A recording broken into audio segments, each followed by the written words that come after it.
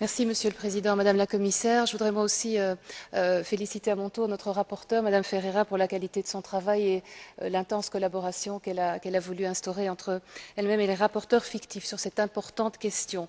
Alors, je me concentrerai ici sur les deux volets principaux de cette résolution, le système d'échange de quotas de CO2 d'une part et la fiscalité verte d'autre part.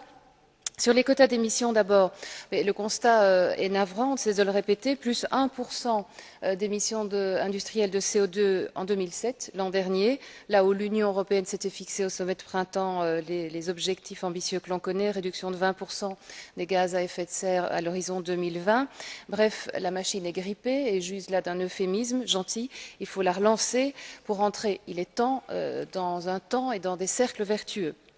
Alors je vois deux pistes.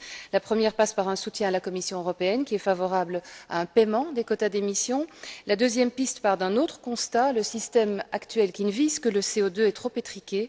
Il s'agit d'y intégrer progressivement d'autres polluants atmosphériques, à commencer sans doute par le NOx et le SO2. Alors, je m'interroge aussi sur le régime de faveur dont continue de bénéficier le secteur du transport maritime qui, contrairement à l'aviation bientôt, n'est soumis à aucune législation communautaire ou internationale en matière de réduction des gaz à effet CO2, une règle de deux poids, deux mesures que nous ne pouvons plus nous permettre. Autre pierre angulaire de cette résolution, la fiscalité verte, la fiscalité environnementale, la révolution, je ne sais pas, dont parlait mon collègue M. Hegyi.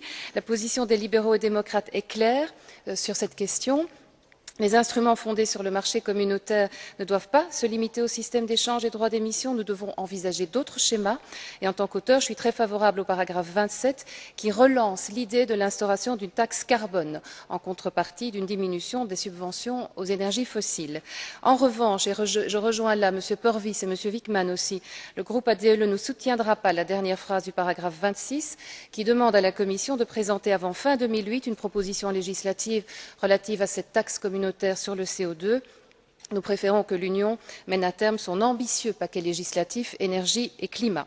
En conclusion, je dirais qu'il faut cesser l'hypocrisie. Nous devons être très conscients du prix de notre ambition. Pour diviser les émissions de CO2 par 3, par exemple, chaque Européen devrait émettre 8 fois moins de gaz carbonique, des chiffres qui sont brutaux pour montrer qu'au-delà de l'utilisation de ces instruments de marché dans la protection de l'environnement, je conclus, Monsieur le Président, la part de notre responsabilité individuelle ne peut absolument pas être éludée ici et qu'il faudra à l'Union beaucoup d'énergie pour garder le cap, pour que le développement durable ne soit pas qu'une mode, mais notre modèle à tous pour demain.